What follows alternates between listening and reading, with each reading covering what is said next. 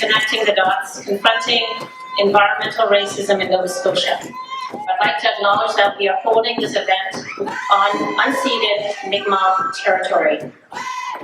I'm the assistant professor at the School of Nursing at Dalhousie, where I've been leading the Environmental Noxiousness, Racial Inequities, and Community Health Research Project for the past 3 years.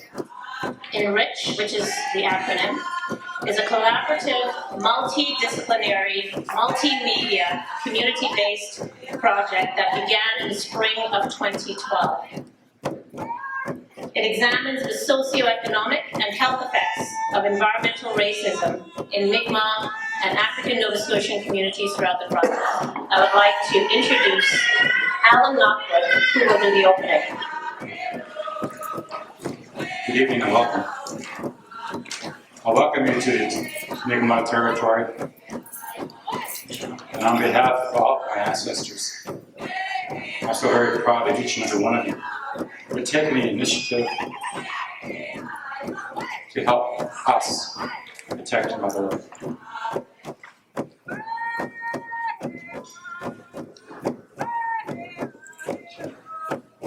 Nutrient was of value. Also, the honest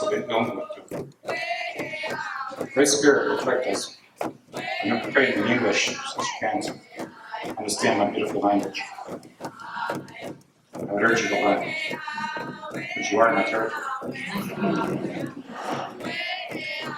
I just want to begin with a definition of environmental racism because often people are a bit confused about what that term means. Environmental racism refers to the disproportionate location or siting of polluting industries and other environmental hazards close to communities of color and the working poor or lower income communities.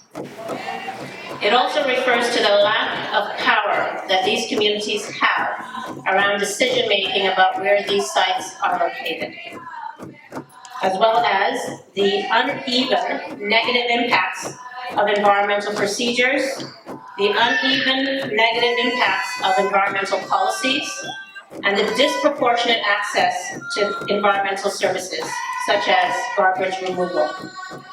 Over the past 3 years, ENRICH has been involved in a number of activities to bring attention to, address, and mobilize Mi'kmaq and African Nova Scotian communities and the wider community on environmental racism.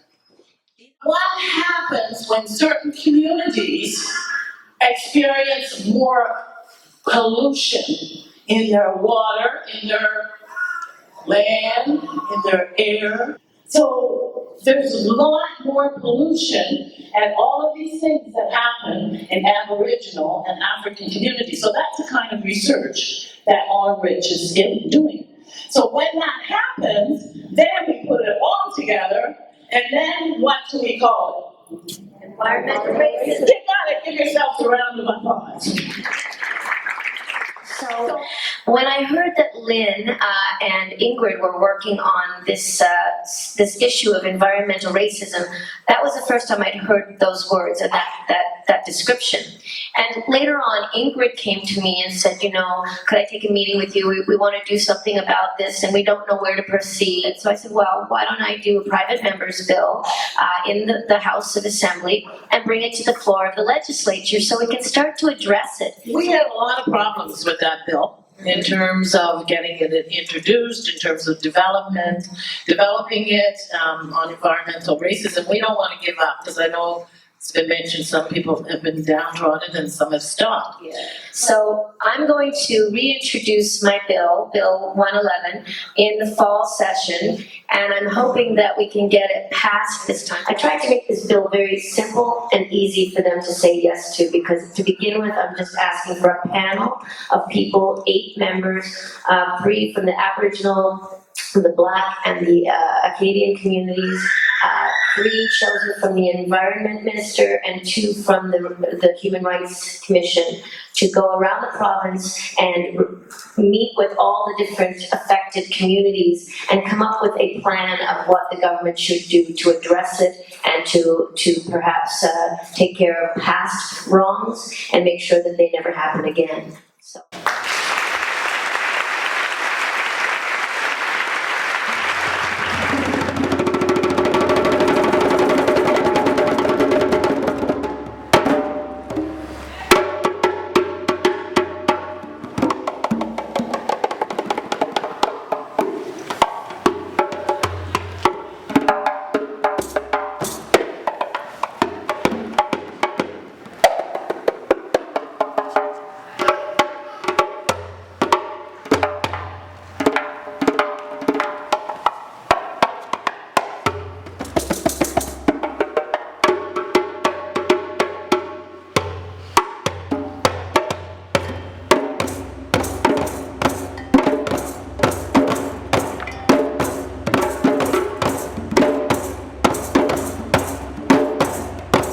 environmental racism and protecting Mi'kmaq. In my community of Indian Brook, we have a sand and gravel mine that's in our backyard. It's been mining sand and gravel off our water aquifer for over 50 years. And then we had a do not drink water advisory for E. coli.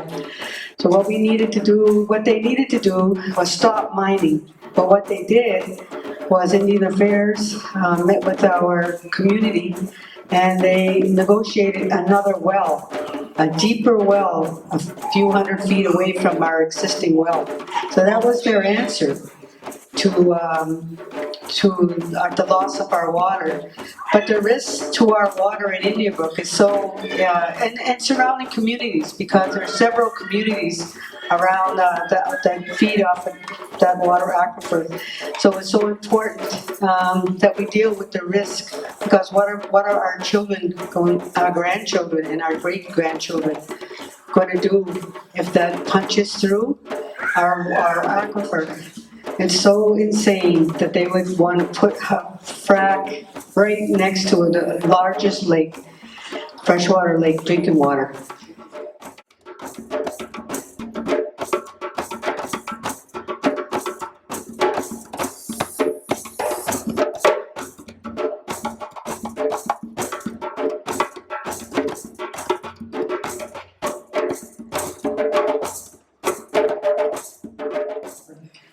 Boat Harbor is one of the biggest, longest, besides the Sydney Tar Ponds,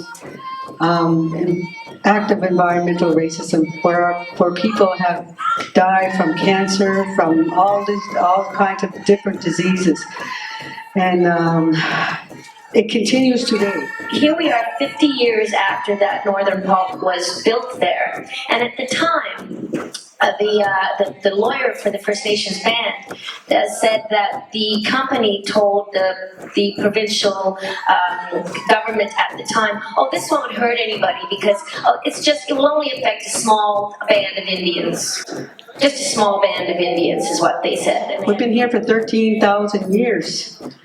And these lands and these rivers and all these waterways are our territory. And they're planning on dumping all the salt brine into our rivers, our sacred waters, and which will affect our hunting, our fishing, our gathering, and all our treaty rights.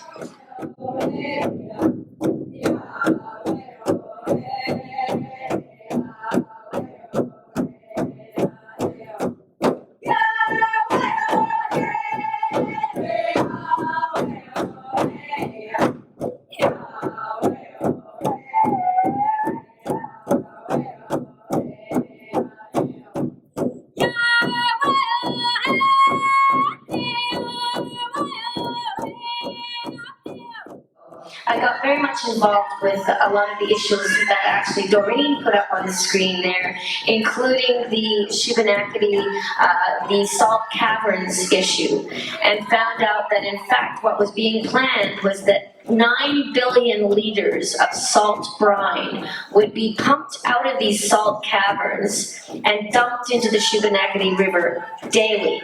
9 billion liters daily. African Nova Scotian communities are at the same aggregate and median income that they were in 1945. So hearing the issues that Mary talked about were very interesting because the high rates of cancer and death in the community were very staggering for people, and a lot of questions as to why it happened between the years that the industrial park was put there and the recycling plant. But of course, no answers.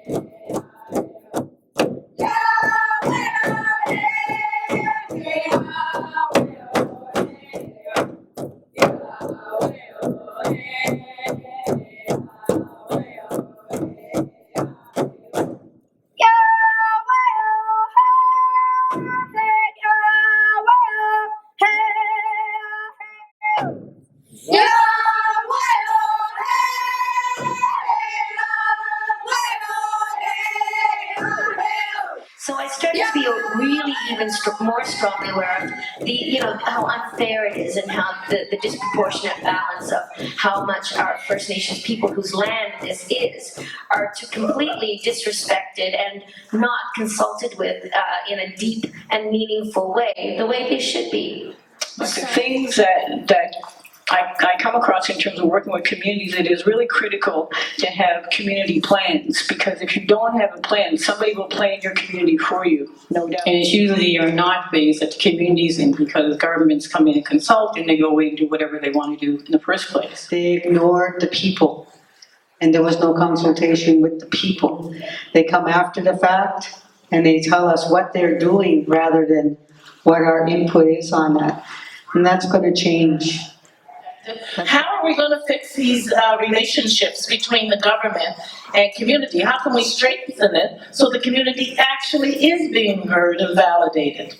Well, for me personally, I don't want to be protesting to live. That's something that is inherently my right. Well, ours is a grassroots movement, so it comes from the people. Traditionally, it's up to the women. You know, we look at in society how society treats women and Indigenous women, and we see that what's happening, and it's the same thing that's happening to our Mother Earth. It's the same thing, you know, the disrespect and it's the raping of our lands, our waters, poisoning. And those kinds of things that are still happening, you know, once society changes the way they treat their women and raises them back up as life givers and respect and care, they'll do that with our Mother Earth as well. They'll stand up. Environmental racism is not just about the Aboriginal and the African Nova Scotian communities, it's everybody's problem. And unless we unite on this as a community as a whole, these things will not be addressed. These communities will still languish and disappear. Thank you.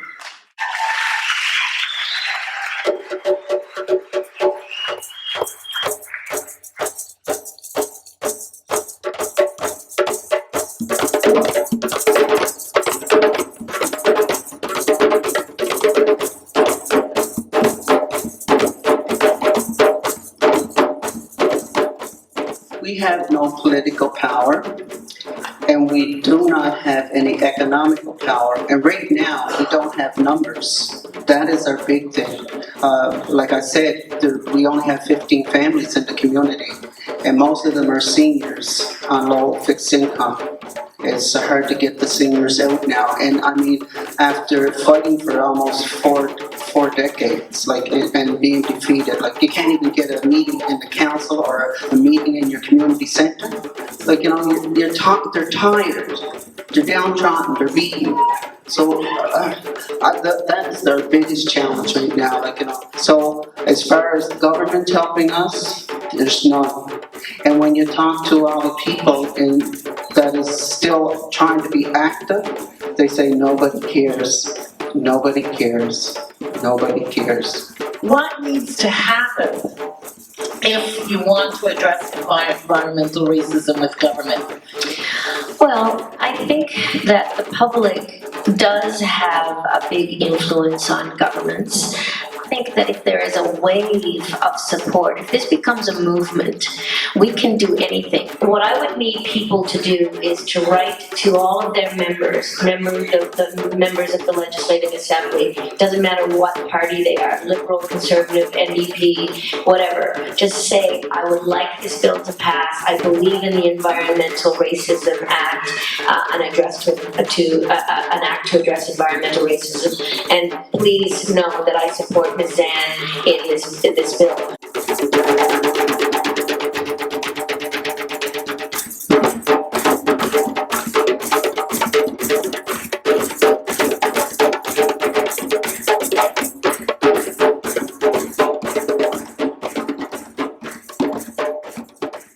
This is a province where we started a co-op movement in 1990.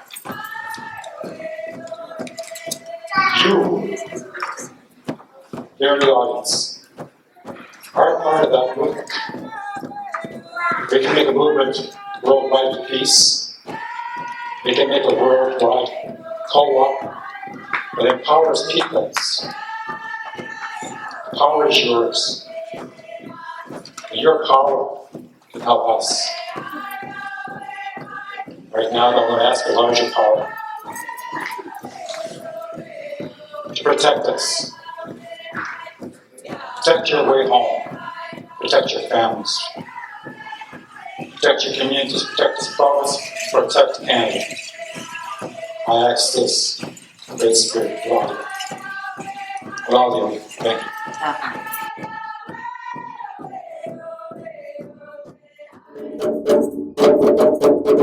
you.